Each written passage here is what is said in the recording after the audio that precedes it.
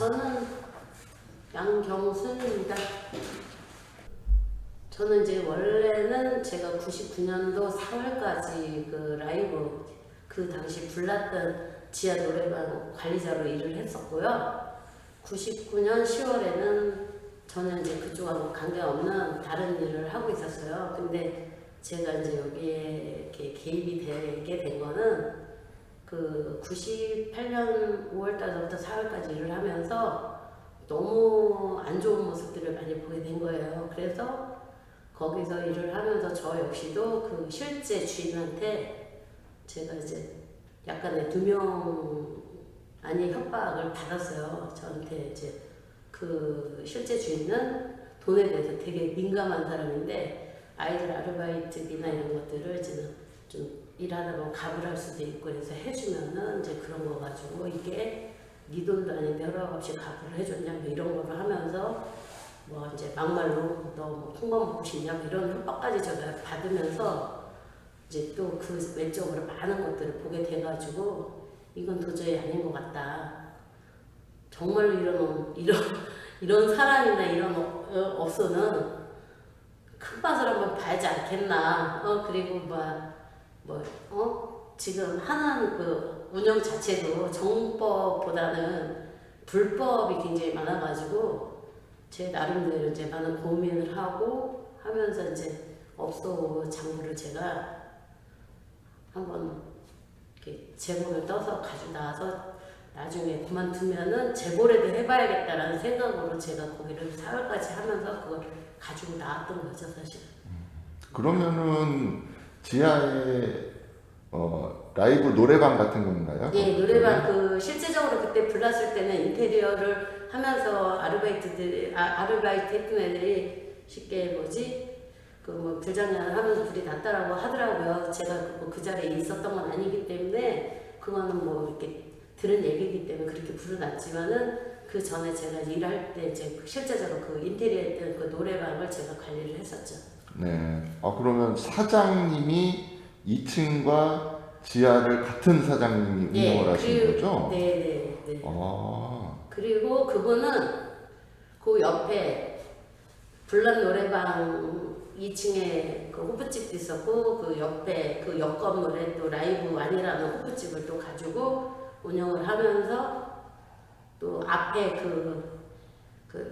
쇼핑몰 건물을 인수까지 해서 이제 그 많이 뭐 인테리어 작업도 하고 이랬던 사람이 그 앞에 네. 그 카페 같은 것도 그 당시 있었는데 네. 거기 새로 뭐 쇼핑몰이었나요? 네. 의상 같은 거 그걸 팔고 통째로 자기가 이제 매입하려고 해서 이제 돈은 많이 없었던 상황에서 저는 이제 그 매달 이렇게 지급하고 어느 정도 그 건물값이 치르면 명의 이전하기로 했을 때 뭐 그런 상황이었거든요. 근데 이제 저는 4월달에 그만두면서 이제 그 후에는 어떻게 진행했는지는 잘 모르겠는데 저 그만둘 때 그 전에 이제 그런 작업들을 했었어요. 그래가지고 근데 이제 이 사람이 많은 이제 그 앞에 건물을 인수하고 내보내고 인테리어 작업하고 뭐 이런 상황에서 돈도 많이 들어가고 뭐 이러면서 굉장히 많은 많은 나쁜 짓을 굉장히 많이 했죠. 아이들 알바 같은 경우도 일을 시키고 돈 안 주고 막 이제 트집 잡고 막 꼬투리 잡고 뭐 또 폭력까지 해서 뭐 그만두게 하고 돈 일건비 안 주고 뭐 이러는 방법들도 되게 많았고 그런 것들을 이제 실제적으로 많이 보다 보니까 그리고 뭐 이제 굉장히 많은 이거를 던져요. 네가 이거를 운영을 잘해서 뭐 매출 얼마큼을 올리면 뭐 인센티브를 주겠다 뭐 이런 제안도 주고 막 그러다 보면 관리자 입장에서는 어차피 일을 하는데 돈을 많이 준다고 하면은 또 많이 오면 좋으니까 영업을 더 잘하려고 노력을 하는 게 맞잖아요. 그게 불법이 됐든 정법이 됐든 그 사람은 다 책임을 진다고 하니까. 그러니까 그 안에서도 쉽게 뭐 애들 노래 부르는 거 외에도 뭐 담배도 팔아라. 뭐 쉽게 술도 맥주 같은 것도 있으면 팔아라. 뭐 이런 것들이 비질비질했던 거죠. 근데 저는 이제 뭐 그것까지는 그 사람이 시키니까 뭐 우리도 할 수는 없지. 제가 거기서 그만두고 뭐 일을 그만두지 않는 이상 해야 하는 게 맞고. 근데 이제 그런 것들을 이제 도가 지나치면서 그 나름대로의 막 이제 무한한 상상을 초월하는 정도를 넘어서 뭐 그런 행위들을 많이 하더라고요. 그리고 쉽게 뭐 지각하면 얼마 간다, 뭐 하면 얼마 간다, 뭐 이런 막 그런 각서 같은 것도 쓰라고 막 하고 결론은 다 그게 자기 일은 하면서 인건비 같은 거 이제 이렇게 하면서 이제 자기 부를 축적하기 위한 하나의 개인적인 도구로 그 모든 일하는 친구들을 다 이용해먹는 약간의 그런 진짜 정말로 못된 사람 중에 한 사람이죠. 세상에 그런 사람을 두 번이나 볼까? 세 번이나 볼까? 이런 정도. 네. 그렇다면 아무튼 악덕업주였고 악덕이요. 그리고 그 당시에는 사업을 이제 확장하고 있는 그렇죠. 과정이었고 그렇죠. 그래서 4월달에 그만두시고 여기에 대한 문제를 어디에다가 저는 경찰은 못 믿겠다라고 지금 정말로 단정을 했고요. 사실은 왜냐면은 그 지구대에서도 근무하면서 야 맥주 가자라 오징어 가자라 뭐 이렇게 갖다 주려면 갖다 주기도 하고 했던 사람이기 때문에 제가 시키면은 했던 사람이기 때문에 그래가지고 검찰청에다 전화를 했어요. 저 장부를 갈고 나서 너는 내가 그리고 나올 때 저도 좋게 나온 건 아니거든. 대판 싸우고 나왔거든요. 그래서 검찰청에다 전화를 했어요. 했는데 그때 그 받았던 분이 누군지 모르겠지만 뭐 그런 데가 한두 군데예요. 이렇게 얘기를 하더라고요. 그래서 이 검찰도 못 믿겠네 이렇게 또 생각을 했죠. 그래서 이제 막 검색을 하다가 그럼 신문 뭐 좀 큰 신문사 이렇게 한번 검색해서 있으면은 제보를 한번 해볼까 해서 그때 아까 그 메일로 보냈던 게 10월 8일 날 그 중앙일보 이렇게 막 이제 계속 관찰을 했죠. 여기저기. 그래도 중앙일보가 괜찮은 것 같다. 이 기자가 그래도 많이 글을 많이 쓰는 것 같다. 그래서 이렇게 보냈어요. 보냈는데 안 읽고 이렇게 반성이 됐더라고요. 그래서 이것도 아닌 것 같은데 뭐 이러고 있었어요 사실은. 그리고 나서 이제 제가 개인적으로 경기도 남부경찰 수원에 있는 남부경찰서 거기 강력계 반장님하고 또 개인적으로 친해요. 그래서 제가 이제 그런 제안도 했어요. 인천에 이런 데가 있는데 정말로 이거는 진짜 그냥 놔두면 안 되겠다 뭐 이런 얘기를 했죠. 그래가지고 그래? 근데 그분들이 엄청난 큰 막 대대적인 마약 수사를 하면서 인천에도 올 기회가 있었어요. 불나기 바로 한 9월인가 8월인가 9월쯤에. 그래서 야 네가 얘기한 럽스가 어딘데 이렇게 보면서 정말로 깜짝 놀라시는 거예요. 그래서 내가 경기도에서 인천 좀 치면 안 돼? 뭐 이런 얘기까지 저는 솔직히 막 했어요. 난 인천경찰은 못 믿겠다 뭐 이러면서.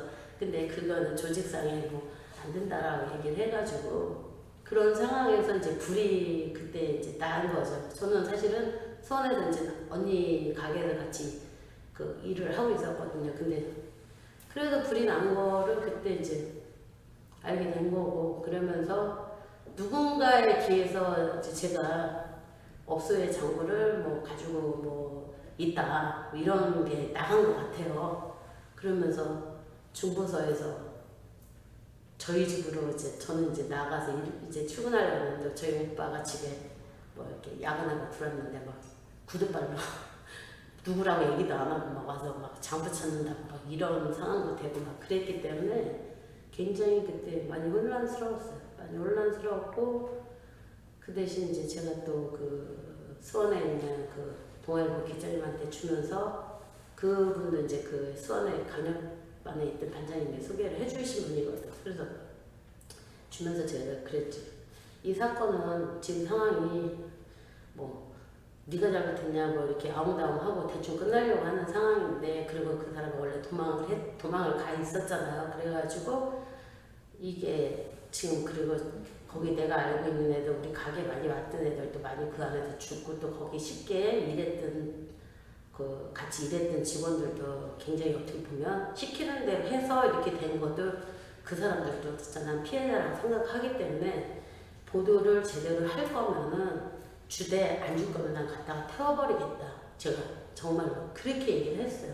그랬더니 그 자료를 받기 위해서는 누구든지 제대로 한다고 얘기를 하겠죠. 그래서 그 각서를 제가 그때 받고서는 동아일보에다가 주게 된 거예요. 그리고 이제는 거기는 이제 신문 그때 당시만 해도 지금 방송이 많이 없고 이제 신문은 나가지만 방송 보도는 못하니까 SBS 그 기자님을 또 이렇게 해가지고 인터뷰를 제가 하게 되면서 마지막에 이제 제가 그랬더니 난 경찰 못 믿겠다.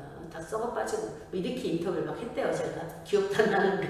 그래서 그 한마디에 경찰청 자체가 뒤집어진 거예요. 경찰 그래서 자수 도망다니다가 자수해서 이제 중부서 뭐 모든 수사 폐지 뭐 경찰 지방경찰청으로 뭐 이관하면서 그때 이제 치안본부장님인지 누가 집사들고 쫓겨 내려와가지고 저하고 한 잡혀 들어오고 그 안에서 같이 있는 데서 뭐 조사 받고 이러면 한 일주일 넘게 있었던 것 같아요. 그 하여튼 제 기억으로는 그래요. 그래가지고 그때 나름대로 저도 많은 고민을 했죠. 아무튼 정리를 해보자면 문제가 있는 상황에 제보도 그 전에 불나기 전에도 제보를 하셨었죠. 그러다가 이제 화재가 발생하고 나서 더 조명이 되다 보니까 더 크게 그 확대가 된 거고요. 그래서 그렇죠.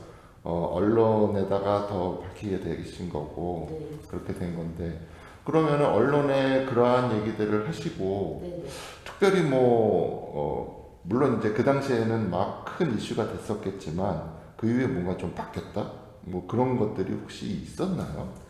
제가 그때 그 이후로 이제 뭐 바뀌었다라고 얘기하는 것들은 이제는 뭐 공무원들의 뭐 이제 화재 관련된 뭐 소방법이나 그다음에 경찰 공무원들이 뭐 이제 근무 조건이 2교대에서 너무 열악하다 해서 뭐 3교대로 뭐 바뀌었다 뭐 이런 것들을 이제 제가 지금 뭐 들었는데 실제적으로 뭐 청소년 여기 피해자들이나 뭐 이제 뭐 이게 여기 피해 입은 사람들에 대한 보상을 얼마큼 해줬다 이런 것들은 저는 못 들은 것 같아요. 그리고 저도 많은 또 생각을 했죠. 내가 이렇게 해서 이게 과연 잘 한 건지 아니면은 이걸로 인해서 이제는 그래도 조금이라도 좋아지는 계기가 된 건지 그리고 거기 그때 당시 뭐 청소년들이 뭐 불량 청소년이다 이렇게 또 언론에서 막 이렇게 했던 것도 저는 사실은 아니라고 보거든요. 왜냐면 제가 거기 매일 오던 애들이 지나가다 들어서 뭐 놀다가 뭐 자기 고민 얘기도 하고 막 이렇게 뭐 도와드릴까요? 뭐 할 거 없어요? 뭐 이러면서 굉장히 애들하고 친했을 때 저도 고등학교 때 뭐 그 정도는 했다라고 저도 생각하고 근데 그런 한쪽으로 모는 그런 식시계적으로 저는 그런 생각을 하죠. 아이들이 청소년들이 오직하면 갈 데 없고 막 스트레스 풀 데 없고 이 놀이공간 문화에 대한 그런 것들을 해놓지도 않은 이 국가는 이런 데서는 가만히 있으면서 왜 거기 갔다라는 이유로 아이들을 이렇게 모략하고 한쪽으로 모는지 이런 것들에 대한 굉장히 많은 고민을 또 하게 된 거예요. 그래서 제가 20대 때 대학교 나왔지만은 또 지금 아이들 3명을 키우면서 또 청소년 관련된 공부도 하고 지금 그쪽에서 좀 활동도 좀 하고 있거든요. 그런 계기가 또 어떻게 보면 제가 또 하나의 그런 씨앗이 된 것 같기도 해요. 그래서 많은 게 좀 변화가 이제 지금 많이 변하고 또 이제 막 그전하고 틀리긴 하지만은 참 나름대로 시간이 지나서 또 생각한다는 게 의미가 있다라고 생각이 돼요. 네. 그러면은 그때 그러한 불합리적인 상황들을 혹시 유가족분들하고는 얘기를 좀 하셨었나요? 아니요, 저는 그때 분향소는 한번 갔었어요. 제가 참 마음이 아프더라고요. 그리고 거기서 저하고 이제 친구처럼 지냈던 그 주방에서 일했던 친구도 지식사에서 죽었거든요. 그래서 결병원 가서 시신을 하기도 하고 그랬는데 참 안타깝다라는 생각이 들고 저는 완전 장부의 장부를 제공한 한 사람으로서 어마어마한 파장이 있어서 육아가족분들하고 한번 만나자라는 얘기는 누군가 했던 것 같아요. 근데 그럴 정신까지는 없었고 그냥 제가 나름대로의 애도의 표시를 했던 것 같아요. 한 번 가가지고 저기 했는데 그분들도 워낙 정신이 없으니까 나중에 뭐 한번 봅시다라고 하고 그러고 나서는 뵌 적은 없었던 것 같아요. 저희가 이제 추모를 진행한 게 한 2014년도부터인데 네, 그때부터도 네. 뭐 쭉 보아왔고 그러셨다고 하셨는데 보시게 계속해서 이제 마음에 두고 계속 계셨던 거잖아요. 네, 그렇죠. 네. 그렇게 그 다음에 그런 것들이 참 저는 그런 고민은 한번 해봤어요. 물론 거기서 일했던 뭐 직원들도 피해자지만 실제적으로 거기 안에서 뭐 저기 피해 당하고 지금도 뭐 피해로 또 살아가는 분들도 있을 거라 생각을 해요. 그래서 저 나름대로 정말로 뭐지 보상은 다 좀 어느 정도 된 건 아닌가 뭐 그렇게 써내도 좀 위로가 되는 건 아닌가 이런 생각을 좀 했긴 했어요. 물어보진 않았지만 근데 아까 그 얘기 하시더라고요. 아까 뭐지 지혜 학생 같은 경우 얘기하면 근데 그런 거에 아직도 멀었구나 갈 길이 멀었구나 이런 생각을 또 하게 되더라고요. 그래서 참 나름대로 저도 지금 청소년 관련된 그런 상담하고 또 막 공부도 하고 하는데 참 갈 길이 아직도 우리나라가 멀었구나 이런 생각을 또 되게 많이 하게 되는 것 같아요. 혹시 무슨 일을 하고 있는지는 대충 제가 들어보셨나요? 어제 한 3일 전에 영업사장 이제는 실제 사장은 세컨드하고 도망가서 보령에서 잡혔잖아요. 근데 실제적으로 호프집에다가 사장이 많이 나고 했을 때 영업사장이었던 친구하고는 지금도 통화를 해요. 통화를 했어요, 제가. 했는데 참 그 친구도 굉장히 많은 사실은 민폐지, 자기 삶에 있어서. 근데 그런 얘기를 하면 자기 앞으로 구상권이 24억인가 이렇게 들어왔다고 얘기를 하더라고요. 그리고 또 실제 주인도 20몇 억, 24억인지 똑같이 들어왔다고 얘기를 하더라고요. 근데 이제 그런 문제들은 어떻게 처리되는지는 전 물어보진 않았는데, 아무튼, 정씨를 만났다라고 얘기를 하더라고요. 찾아왔대요.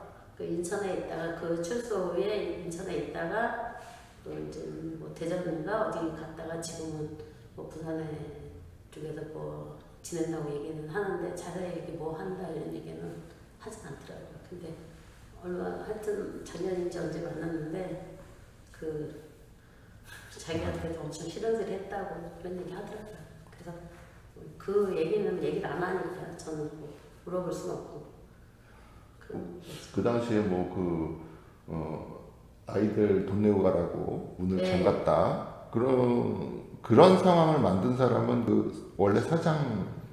원래 사장이 한데 모든 업무 지시는 그 사람이 하는데 실제적으로 워낙 거기가 불법 영업을 많이 했다는 곳이기 때문에 허위 신고도 많아요. 허위 신고도 많기 때문에 그 친구 영업사장으로 있던 그 친구 입장에서는 이제는 나중에는 이 지하에서 불이 올라오면서 계단을 타고 들어와서 유리문방하고 이제는 방화문 쪽으로 들어오면서 문을 열었을 때 불길이 확 들어왔다라는 얘기를 하더라고요. 그래서 자기도 이 머리 쪽에 탔다고 얘기를 하더라고요. 그때 당시 이제 약간 이제는 화상 같은 게 있었겠죠. 근데 실제적으로 불이 아니었다고 해도 그 아이들이 다 나갔을 때 만약에 이제 허위 신고라고 했어도 그 친구가 만약에 책임져야 하는 그런 것들은 어마어마했어요, 사실. 근데 이제 실제적으로 문을 열고 싶어도 불길이 올라오면서 열 수가 없었다라는 얘기를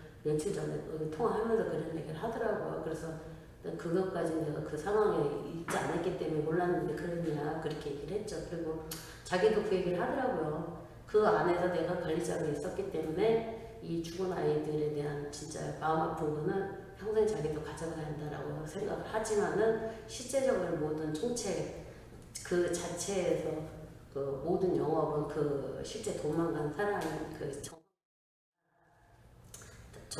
지시를 했기 때문에 그 사람이 사실은 자기 입장에서는 다 내가 땅고 가겠다라고 해야 그게 맞지 않냐 그런 얘기를 저희끼리 했어요. 그래서 내가 이 얘기를 했지요. 여기 인천시에서 이런 인현동 화재 사건에 대해서 기록물을 남기려고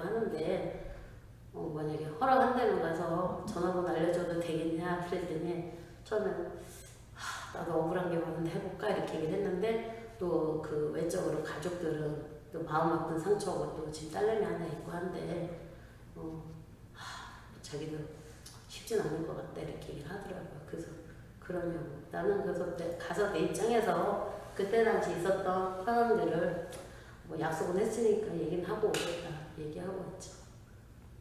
그런 사건이 이후로 혹시 삶의 뭐 변화 같은 게 그때 충격이 많이 크셨을 텐데 그런 상황도 있었고 또 화제도 있었고 그렇죠. 말이 그랬어요. 그 다음에 이제 어떤 생각이 자기 인생의 어떠한 생각이라든가 이런 것들이 좀 바뀌었을까요? 저요? 네. 많이 바뀌었죠. 어떤 식으로? 저가 그때 몰랐던 것 같아요. 그때 몰랐는데 참 제 속 안에 약간의 의리라는 거 그런 게 뭐지? 이거는 아니고 이거는 이렇게 옳고 그름에 대한 그런 것들이 되게 좀 뭐 분명해진 것 같고요. 그 다음에 잘못된 거에 대한 굉장히 그런 것들을 이렇게 굉장히 강하게 야 이건 잘못됐어 뭐 이런 것들 그런 거. 그 다음에 또 우리 청소년들이 실제적으로 굉장히 많은 지금 아직도 우리나라 학벌주의고 공부위주고 막 이런 것들이 많다라고 생각을 되게 또 많이 하잖아요. 아직까지 대학을 꼭 가야 하고 좋아하는 것보다 대학을 먼저 가야 하고 이런 것들이 되게 많고 또 그 외적으로 또 무너지는 가정이나 방황하는 애들은 또 학교 바깥에서 또 많이 헤매고 이런 것들이 되게 많잖아요. 그래서 또 제가 2014년도에 또 공부를 하게 된 거예요. 청소년 관련된 공부도 하고 지금 대학원에서 또 공부도 하면서 또 이제 이런 제도나 청소년들 관련된 이제는 문화나 아니면 이렇게 여러 가지들 그런 것들을 좀 제도화 시키고 또 학교를 가는 아이들은 같이 또 이렇게 애들이 혜택 볼 수 있는 그런 정책들을 좀 만들어야겠다라는 그런 생각을 좀 하면서 활동을 하고 있어요. 아니 이제 좋은 일을 하고 계시는데 그렇다면 이제 그 화재 사건 이후로 이제 우리 사회가 또 바뀌어야 되는데 사실 또 그렇지 못하잖아요. 세월호라는 또 사건도 또 그렇죠. 바로 일어나고 계속해서 반복되고 있고 그렇죠. 물론 조금이라도 의식으로는 좋아지기는 했겠죠. 그리고 그렇죠. 뭐 건물에 이런 건 쓰지 마라, 불타는 건 쓰지 마라 이런 것 쪽으로 조금 좋아졌을 텐데 아직도 미흡한 부분에 대해서 이제 교육계라든가 정치계라든가 지금 공부하시는 입장으로서라도 바라고 싶은 점 좀 이렇게 하면 좋지 않겠느냐 뭐 그런 거가 있다면 뭐 말씀 한번 해주시죠. 전 정치하는 분들에 대한 막 대놓고 막 얘기를 해요. 국민 세금을 하는데 필요한 게 있다면 당을 떠나서 해줘야 하는 거 아니냐. 그 다음에 이런 것들을 이렇게 만들어야지 않냐. 왜 자기들 이익만 생각하고 실제적으로 이런 것들을 해야 하는 것들을 안 하냐. 뭐 이런 얘기를 되게 많이 하기 때문에 그 청소년 관련된 뭐 이제 학교 밖 아이들에 대한 그런 미비한 뭐 쉼터나 여성 뭐 시설, 뭐 미혼모 시설 이런 그 행정 업무나 이런 것들도 굉장히 많이 좀 너무 힘들더라고요. 그러니까 그래서 그런 것들도 좀 많이 바꿔야 하고 또 교육도 정말로 실제적으로 공부가 다가 아니고 보는 거, 만지는 거, 또 체험하는 것들을 해서 아이들이 진짜 실제적으로 청년들이 살아야 나라의 미래가 있다라고 저는 생각을 하고 있기 때문에 이 아이들이 건강하게 학교를 가든 안 가든 좀 올바른 우리가 또 뭔가를 이렇게 제시해 줄 수 있는 그런 것들을 만들어야지 않을까라는 생각을 되게 많이 해요. 그래서 얼마 전에는 뭐 어떤 저 위에 높은 분도 만나고 했는데 참 답답하다라는 생각이 들더라고요. 그래서 기존에 뭐 정치하는 분들도 좀 많은 반성을 해야 하지 않을까 그런 생각을 되게 많이 하게 되죠.